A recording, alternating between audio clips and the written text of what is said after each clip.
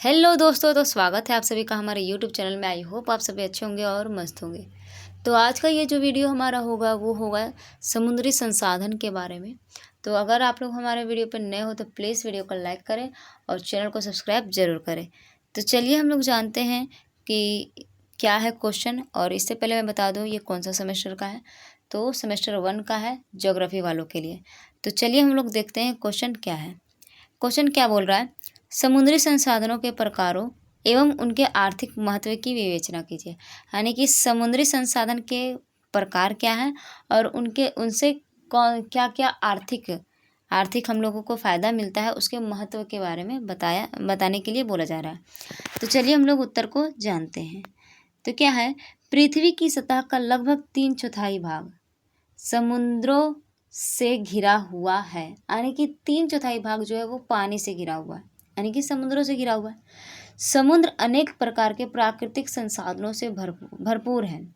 समुद्र से प्राप्त उपयोगी पदार्थों और सुविधाओं को समुद्री संसाधन कहा जाता है। यानी कि हम लोगों को वैसे संसाधन जो समुद्र से प्राप्त होते हैं, जो हमारे लिए उपयोगी होते हैं, उसी को समुद्री संसाधन कहा जाता है। ये संसाधन मानव जीवन, उद्योग, व्यापार तथा देश की अर्थव्यवस्था के लिए बहुत महत्वपूर्ण है। तो कैसे महत्वपूर्ण है हम लोग आगे जानेंगे, ठीक है। तो ये जो है वो मानव जीवन के लिए, उद्योग, व्यापार तथा देश की अर्थव्यवस्था के लिए क्या है, तो बहुत ज़्यादा महत्वपूर्ण है। आगे है समुद्री संसाधनों के प्रकार। तो कौन कौन से प्रकार है, तो पहला है जैविक संसाधन। पहला क्या है, जैविक संसाधन। तो समुद्र में पाए जाने वाले जीव जंतु और वनस्पतियां जैसे मछली, झींगा, केकड़ा, सीप तथा समुद्री शैवाल, ये भोजन, दवाइयाँ और उद्योगों के लिए कच्चा माल प्रदान करते हैं तथा मत्स्य उद्योग को बढ़ावा देते हैं।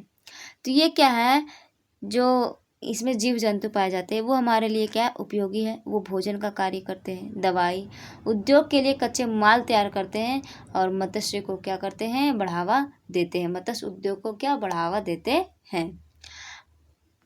दूसरा है खनिज संसाधन। तो क्या है, समुद्र से नमक, पेट्रोलियम, प्राकृतिक गैस, मैग्नीज आदि खनिज प्राप्त होते हैं। इनका उपयोग ऊर्जा उत्पादन तथा औद्योगिक विकास में किया जाता है। आगे है तीसरा, ऊर्जा संसाधन। तो ज्वार भाटा ऊर्जा, समुद्री तरंग ऊर्जा तथा समुद्री तापीय ऊर्जा से बिजली बनाई जाती है। ये स्वच्छ और अक्षय ऊर्जा के स्रोत होते हैं।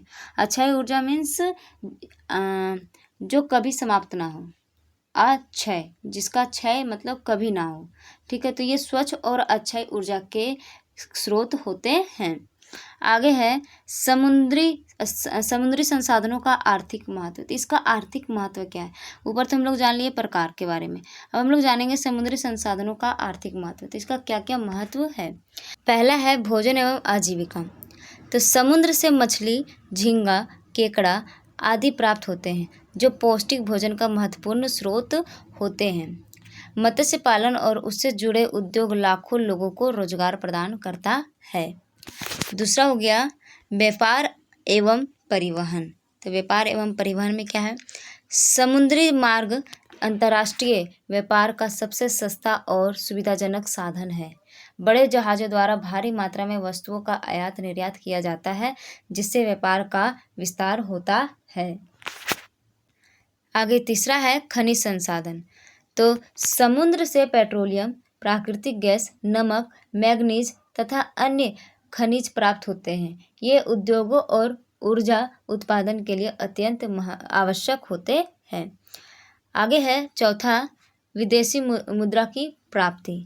तो मछली, समुद्री उत्पाद, मोती तथा पेट्रोलियम आदि का निर्यात करने से देश को विदेशी मुद्रा प्राप्त होती है और राष्ट्रीय आय में वृद्धि होती है। आगे है पांचवा, ऊर्जा उत्पादन। तो समुद्र से ज्वार भाटा ऊर्जा, तरंग ऊर्जा तथा अपतटीय तेल और गैस प्राप्त होते हैं, जो ऊर्जा की जरूरत पूरी करने में सहायक होते हैं। आगे छठा है पर्यटन का विकास। तो समुद्र तट, द्वीप और जल क्रीड़ाएं पर्यटन को बढ़ावा देती हैं। तो जल क्रीड़ाएं क्या होती है?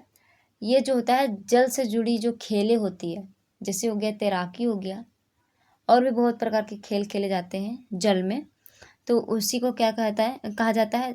तो यहाँ पे आप लोग खेल भी देख सकते हैं। द्वीप और जल से संबंधित खेलों को पर्यटन क्या करता है? तो बढ़ावा देता है। तो यहाँ पे क्रीड़ाएं जहाँ लिखा हुआ है वहाँ पे आप लोग खेल भी लिख सकते हो, इसका मतलब खेल होता है। इससे होटल, परिवहन और स्थानीय व्यवसाय विकसित होते हैं तथा रोजगार बढ़ता है।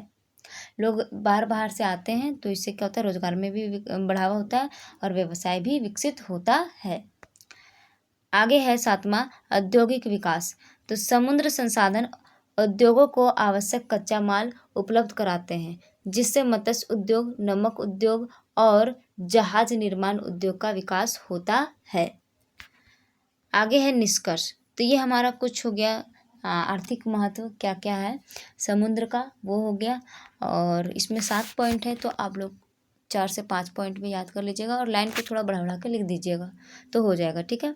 तो लेकिन 7 को पढ़िएगा तब 4 से 5 याद रहेगा।